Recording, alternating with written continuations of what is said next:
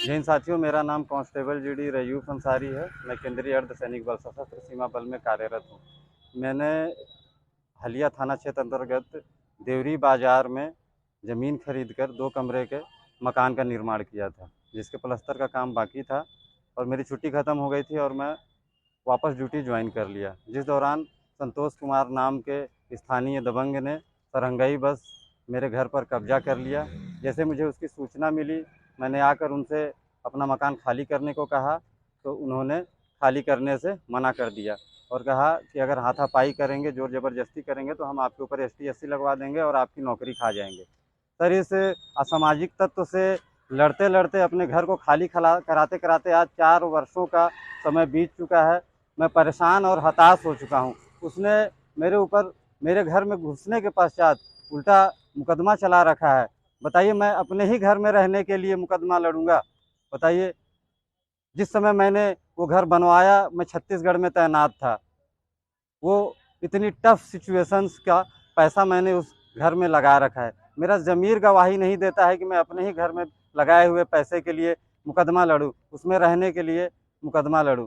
मैं अभी पिछले सोमवार को फिर यहाँ आया था, रिक्वेस्ट की थी, मीडिया के साथी बंधुओं के माध्यम से रोकर गिड़गिड़ाकर जो बन सका मुझसे उस तरीके से मैंने रिक्वेस्ट की, अपनी बात पहुंचाई, कहा कि मेरा घर खाली करा दीजिए, मेरा घर मुझे वापस दिला दीजिए। आज 1 हफ्ते का समय बीत चुका है। वो सरहंग, वो गुंडा आज भी खुलेआम हमारे सभ्य समाज में घूम रहा है, जबकि ऐसे असामाजिक तत्वों की जगह मेरे हिसाब से सलाखों के पीछे होनी चाहिए। मैं अकेला परेशान हूँ, आज यहाँ अकेला खड़ा हूँ। कल ये किसी के भी साथ हो सकता है, किसी के परिवार के साथ भी हो सकता है। आज मेरे साथ हुआ है, कल आपके साथ, कल किसी और के साथ, कल आपके और हमारे बच्चों के साथ हो सकता है। मैं अकेला खड़ा हूँ, मेरे साथ कोई नहीं है, लेकिन आप लोगों से आग्रह है कि आप लोग आगे आइए, मेरी बात को आगे पहुँचाइए। जब हर बार मेरी छुट्टी समाप्त हो जाती है और इस बार भी वही हो रहा है।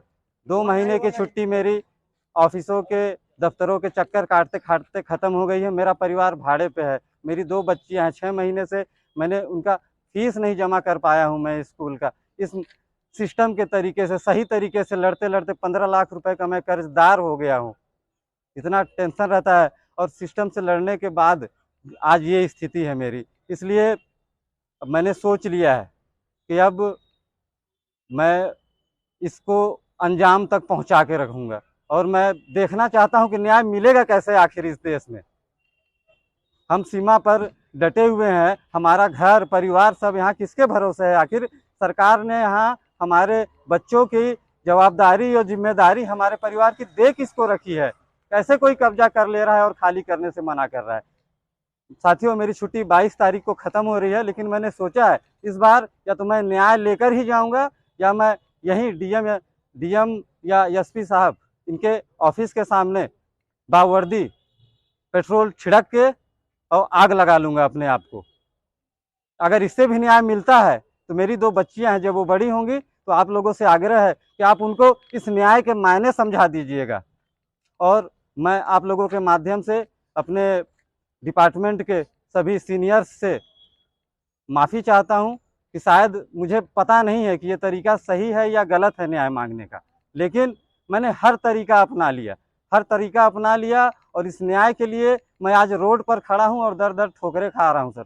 तो मैं ट्रेनिंग से लेकर आज तक आप लोगों ने यही सिखाया कि हम 2 महीने घर पर रहते हैं और 10 महीने ड्यूटी पर, और यही हमारा असली घर परिवार है। आज मैं सर यहाँ इतना अकेला हो गया हूँ और ये व्यवस्था देखकर मैं टूट चुका हूँ। आज मैं आप लोगों की मुझे इतनी याद आ रही है, ऐसा लग रहा है कि मैं अपने परिवार से दूर हूँ।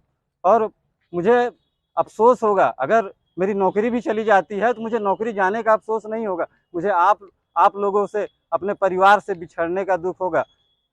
और इस दबंग ने, इस संतोष कुमार ने मतलब इतनी हदें पार कर दी हैं हमारे पिताजी से।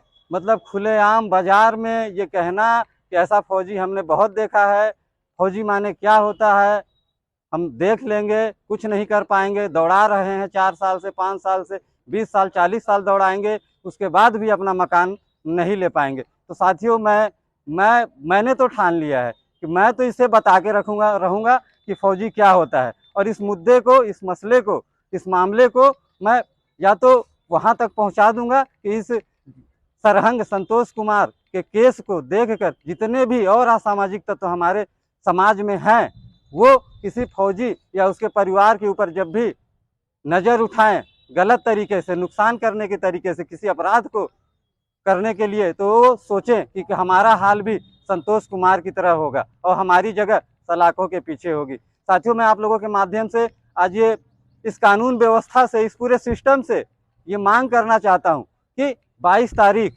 जिस दिन मेरी छुट्टी समाप्त हो रही है, अगर उससे पहले मेरा मकान खाली नहीं हुआ, खाली नहीं कराया गया उस सरहंग के कब्जे से और उसके खिलाफ जबरन मेरे घर में घुसपैठ करने, जालसाजी करने, इतने वर्षों से मेरा मानसिक और आर्थिक पतन करने, पीड़ित करने के तहत हमारे आईपीसी के जिन भी धाराओं के अंदर ये अपराध आते हैं, अगर उनके अंतर्गत मुकदमा दर्ज करके, एफआईआर दर्ज करके, उसकी तत्काल प्रभाव से गिरफ्तारी करके उसके ऊपर आपराधिक ट्रायल चलाया जाए और उसके अंजाम तक पहुंचाया जाए जहां उसकी जगह है। मैं कहना चाहता हूं कि ऐसे असामाजिक तत्वों का, ऐसे घिनौने और गंदे लोगों का हमारे सभ्य समाज में कोई काम नहीं है। इनकी असली जगह जेल की सलाखों के पीछे है। मैं आप लोगों से निवेदन करता हूं कि आप लोग जो भी हैं, जहां भी हैं, जहां से भी मुझे सुन रहे हैं, मेरा साथ दीजिए और इस दबंग को इसकी असली जगह पर पहुंचाने में मेरा सहयोग करिए। जय हिंद।